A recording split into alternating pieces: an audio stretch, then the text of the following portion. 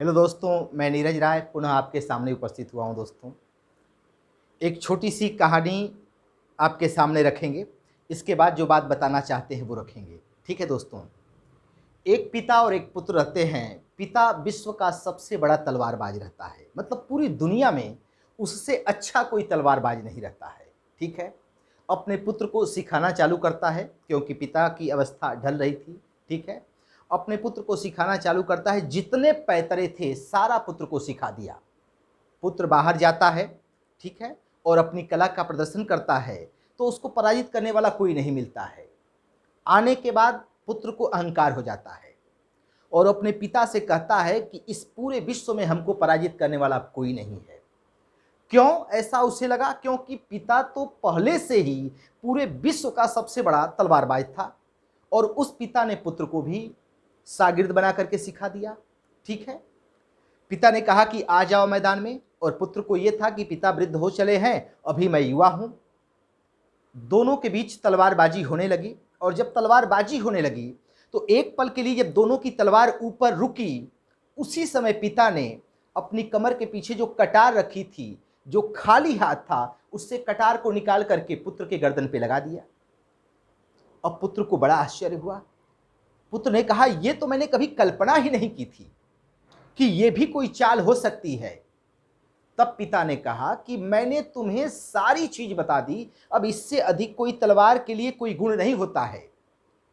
लेकिन जो सबसे अहम बात है वो आज मैं तुम्हें बताने जा रहा हूं।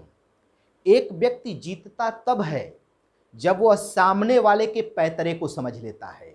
वह कितना जानता है इससे मतलब नहीं है। जब वह सामने वाले के पैतरे को जान लेता है तब उसे पराजित करना आसान हो जाता है। जैसे दोस्तों, आप लोगों ने देखा होगा क्रिकेट के खेल में कि एक गेंदबाज बार बार देखता है कि बैट्समैन का फुटवर्क कैसा है, कैसे वो बल्ले को घुमा रहा है।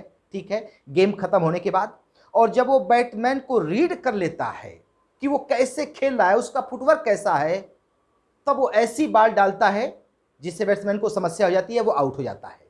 ठीक है, तो किसी भी चीज को करने से पहले हमको ये जानना जरूरी होता है कि सामने वाले की मांग क्या है। ठीक है दोस्तों, जैसे मान लीजिए कि आप तैयारी कर रहे हैं, चाहे आईएएस की तैयारी कर रहे हैं, चाहे आप लेखपाल की तैयारी कर रहे हैं, मतलब ऊपर से नीचे तक जो भी आप तैयारी कर रहे हैं, यदि 2 साल के नए पेपर आपने अपनी टेबल पे रख लिया, प्रीलिम्स के, मेंस के, ठीक है, और आप बार बार उन प्रश्नों को देख रहे हैं कि किस लेवल के प्रश्न हमसे पूछे जा रहे हैं, तो जब आप किताब पढ़ना चालू करेंगे तो उस किताब के चैप्टरों में उसी लेवल पे जाके आप पढ़ेंगे जिस लेवल पे प्रश्न पूछा जा रहा है। ये जान लीजिएगा। क्यों? क्योंकि प्रश्नों ने आपको सिखा दिया कि पढ़ते वक्त आपको कितनी गहराई तक जाना है। ऐसे आप अपने एमए पढ़ते हुए चलेंगे, जो आपको आता है ठीक है आता है, लेकिन आपके अंदर वो गहराई नहीं आएगी जो आयोग आपसे चाहता है। और जब ही उसके प्रश्नों को आप अपने भीतर फिट कर लेते हैं, तभी किसी भी विषय को पढ़ना चालू करते हैं तो उसी गहराई से पढ़ना चालू करते हैं। ठीक है दोस्तों, ये छोटी सी बात जो मुझे इस पक्ष में बतानी थी। ठीक है दोस्तों, कल बृहस्पतिवार है। आंध्र प्रदेश से लेकर के दमन दीव तक जो भी राज्यों के विषय में जो हुआ है वो शुरू से लेकर अंत तक कल आपको वीडियो मिल जाएगा। अभी लेखपाल का एक छोटा सा पार्ट छूटा हुआ था जिसे हम आज बताना चाहेंगे, क्योंकि पहले दिन हमने सिलेबस को बताया और बताया कि 25 प्रश्न ग्राम विकास से कैसे आते हैं। आज उन प्रश्नों से परिचित कराएंगे तो बिल्कुल स्पष्ट हो जाएगा। ठीक है दोस्तों, तो जो बच्चे इसके लिए फोन किए हैं उनका ये कार्य आज पूरा हो जाएगा। चलिए, ये 2015 में लेखपाल का पेपर हुआ है, उसके 25 प्रश्न है। पिछली क्लास में हमने बताया दोस्तों कि 8 प्रश्न से 12 प्रश्न के बीच ग्राम समाज से आता है, 8 से 12 प्रश्न के बीच ग्राम विकास से आएगा, और 7 से 10 प्रश्न के बीच यूपी स्पेशल से रहेगा। ठीक है, ये प्रश्न हमने बांटे कि कहां कहां से कितने प्रश्न रहेंगे। ठीक है दोस्तों, लेकिन ये जरूरी नहीं है कि 8 से 12 के बीच में 9 हो सकता है, 10 हो सकता है, 7 हो सकता है, 11 हो सकता है, कोई घट बढ़ सकता है, लेकिन रेंज लगभग यही रहेगी, ये जान लीजिएगा। तो 8 से 12 प्रश्न तक ग्राम विकास से संबंधित जितनी भी योजनाएं हैं वहां से प्रश्न पूछा जाएगा। 8 से 12 प्रश्न तक ग्राम समाज से संबंधित, चाहे वो इतिहास से किसी ग्राम व्यवस्था के विषय में आपसे पूछ ले, या संविधान से पूछ ले, या निदेशक तत्व से प्रश्न पूछे, या भूमि की माप तौल से प्रश्न पूछ ले, या ग्राम से जिले तक जितने जनप्रतिनिधि हैं या जो सरकारी कर्मचारी हैं उनका क्या दायित्व है उसके लिए पूछ ले, या न्याय व्यवस्था ग्राम से लेकर ऊपर तक वो पूछ ले, या आपसे मंत्रालय, जो पंचायती राज के लिए मंत्रालय है उससे संबंधित कोई प्रश्न पूछ ले। ठीक है दोस्तों, वो प्रश्न के ऊपर है।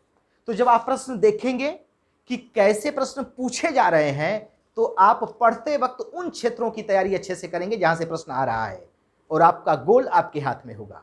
ठीक है, चलिए तो पहले हम योजना को देखते हैं कि ग्राम विकास में योजना से 2009 में 9 प्रश्न पूछा गया है, 2015 में 9 प्रश्न पूछा गया है। वो 9 प्रश्न कौन कौन से योजना से संबंधित है वो आपको हम बताते हैं। अभी केवल प्रश्न आपको बताएंगे, जब आप प्रश्न जान जाएंगे तो उत्तर अपने आप जान लेंगे, क्योंकि सबसे बड़ी चीज होती है प्रश्न को जानना कि प्रश्न कहां से और किस प्रकार के आ रहे हैं। ठीक है दोस्तों, तो चलते हैं योजना से।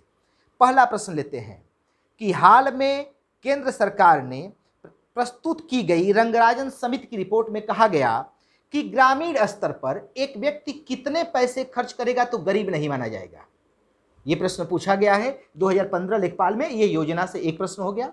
ठीक है, कहा गया है कि केंद्र सरकार ने गरीबी के लिए एक समिति गठित की थी, रंगराजन समिति गठित की थी। उस समिति ने बताया कि ग्रामीण स्तर पर एक व्यक्ति कितना पैसा खर्च करेगा तो गरीब नहीं माना जाएगा। यह प्रश्न एक हो गया योजना से। चलिए दूसरे प्रश्न पे आते हैं। अंबेडकर विशेष रोजगार योजना के अंतर्गत परियोजना की इकाई लागत कितने से कम नहीं होना चाहिए? अंबेडकर विशेष रोजगार योजना के अंतर्गत परियोजना की इकाई लागत कितने रुपए से कम नहीं होनी चाहिए? ये 2 प्रश्न हो गए योजना से। तीसरा, सुल्तानपुर में सामाजिक वानिकी योजना की कुशल कार्य प्रणाली के लिए एकीकृत डाटाबेस की समस्या का समाधान करने की पहल किसने की है? ये 3 प्रश्न हो गए आपके योजना से। चलिए आगे बढ़ते हैं। अगला प्रश्न, इंदिरा आवास योजना में केंद्र समर्थित योजना है का राज्य सरकार के साथ लागत सहभाजन कितना है? इस योजना में केंद्र का हिस्सा कितना है और राज्य का हिस्सा कितना है? इंदिरा आवास योजना के विषय में पूछा गया है। तो एक चीज आपको भी हम बता दें कि 99% जो योजना होगी जिसमें हिस्सेदारी होगी 25% राज्यों की होती है, 75% केंद्र सरकार की होती है। जो पहाड़ी क्षेत्र या विशेष राज्य दर्जा प्राप्त होते हैं उनकी हिस्सेदारी 10% होती है और केंद्र की 90% होती है। अधिकांश में यही उत्तर आपको मिलेगा। ठीक है, तो 75 और 25 की हिस्सेदारी होती है। चलिए अगला प्रश्न योजना से लेते हैं। ये योजना से था इंदिरा आवास योजना के तहत केंद्र समर्थित ये योजना है, राज्य सरकार के साथ लागत सहभाजन कितना है? ये पूछा गया है। चलिए अगला प्रश्न योजना से लेते हैं। NREGP का फुल फॉर्म क्या है पूछा गया है। NREGP का फुल फॉर्म आपसे पूछा गया है। ठीक है, राष्ट्रीय ग्रामीण रोजगार गारंटी योजना। ठीक, ये भी योजना से हो गया। अगला प्रश्न लेते हैं। जिला अस्पतालों के लिए भारतीय लोक स्वास्थ्य मानकों के अनुसार 10 लाख जनसंख्या वाले प्रत्येक जिले में कम से कम कितने बिस्तर होने चाहिए? ठीक है, यह प्रश्न भी योजना से हो गया। चलिए अगला प्रश्न, घरेलू व्यक्तिगत सौर जल हीटर के लिए आर्थिक सहायता घोषणा के अंतर्गत उत्तर प्रदेश राज्य में क्या प्रोत्साहन दिया? उत्तर प्रदेश राज्य ने क्या प्रोत्साहन दिया है इसके लिए? यह भी योजना से प्रश्न हो गया। ठीक है, आगे बढ़ते हैं।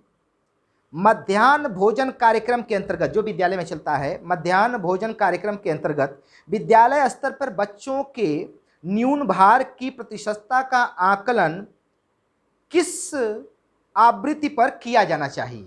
ठीक है, जैसे अर्धवार्षिक, वार्षिक, त्रैमासिक, ये पूछा गया। ये भी योजना पे प्रश्न है। 9वां प्रश्न, मनरेगा के अंतर्गत सामग्री संगठन के मामले में केंद्र और राज्य सरकारों के बीच कितना विभाजन है? वही प्रश्न हो गया जो इंदिरा आवास के विषय में है। तो 75 और 25 का ये कितना हो गया? 9 प्रश्न। ये 9 के 9 प्रश्न किससे हो गए? योजना से हो गए। अब ये योजना यहां देखिए, फिर आप विभिन्न योजनाएं, चाहे वो कृषि, स्वास्थ्य, शिक्षा, रोजगार, पर्यावरण, स्वच्छता या सामुदायिक विकास, किसी से संबंधित हो, जो ग्राम से संबंधित योजना हो, कोई भी योजना हो, ठीक है, वो जैसे अभी मान लीजिए हर योजना को आपको देखना है कि गंगा के किनारे जितने गांव बसे हुए उनके लिए एक योजना चलाई जा रही है। ठीक है, ये गांव की एक योजना है। तो जितने प्रकार की योजना है वो आपको देखना है, चाहे वो कृषि, स्वास्थ्य, शिक्षा, रोजगार, पर्यावरण, स्वच्छता या सामुदायिक विकास से संबंधित है। जनसंख्या नगरीकरण आपको देखना है। ठीक है, गरीबी, बच्चों, महिलाओं, श्रमिकों से संबंधित कोई भी प्रावधान, कोई योजना, कोई भी चीज, महिलाओं को सशक्त, बच्चों को सशक्त करने के लिए, गरीबी हटाने के लिए कोई भी प्रोग्राम, उसे आपको देखना है।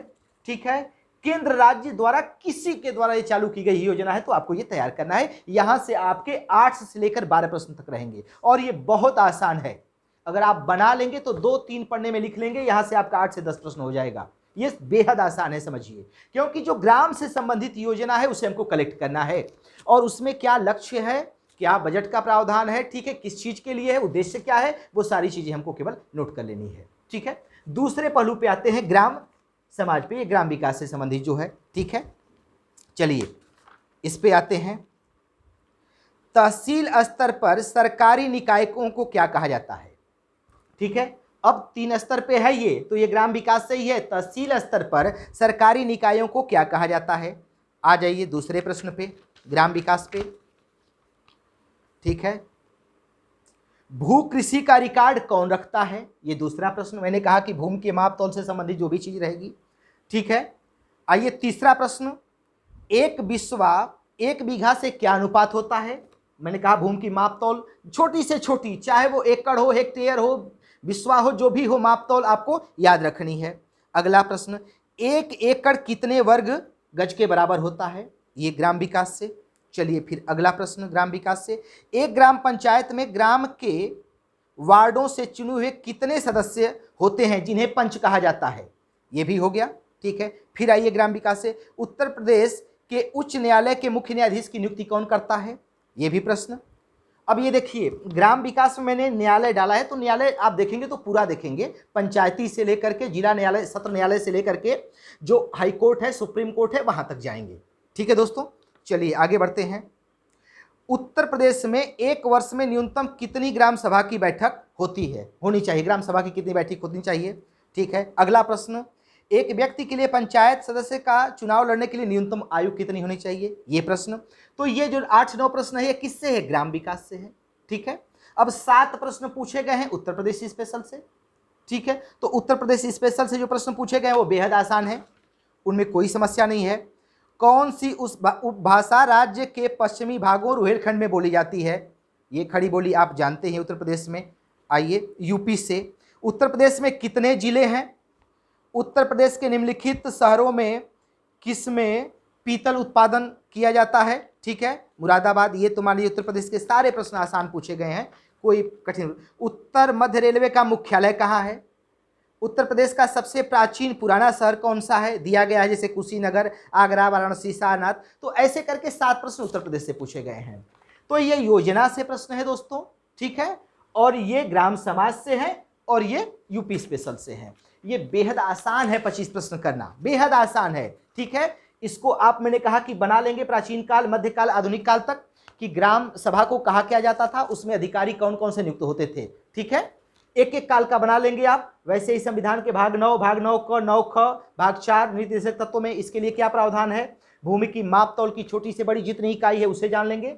ग्राम से जिले तक जितने जनप्रतिनिधि हैं इसके लिए, ठीक है, चाहे वो पंच हो, चाहे वो प्रधान हो, चाहे बीडीसी हो, ब्लॉक प्रमुख हो, जिला पंचायत सदस्य हो, जिला पंचायत अध्यक्ष हो, ठीक है, ये सारे जनप्रतिनिधि जितने हैं, विधायक सांसद भी जो भी हैं, इनके लिए जो कार्य करते हैं। फिर सरकारी अधिकारी, मैंने कहा शुरू से लेकर के, चाहे लेखपाल हो, चाहे ग्राम विकास अधिकारी हो, चाहे सेक्रेटरी हो, ठीक है, चाहे आशा हो, नायब तहसीलदार हो, एसडीएम हो, अमीन हो, जो भी हो, जितने अधिकारी हैं जिले तक, इस व्यवस्था से संबंधित सबको जानना है और योजनाओं को जानना है दोस्त। ठीक है, तो ये बेहद आसान है, इसके विषय में आगे 1-2 वीडियो बना देंगे तो ये आपका काम हो जाएगा और ये भी आपका काम हो जाएगा। ठीक है दोस्तों, हम क्षमा चाहेंगे, थोड़ा सा संविधान का एक पार्ट बनाए हैं, दूसरा पार्ट कल आपको मिल जाएगा। ठीक है दोस्तों, धन्यवाद।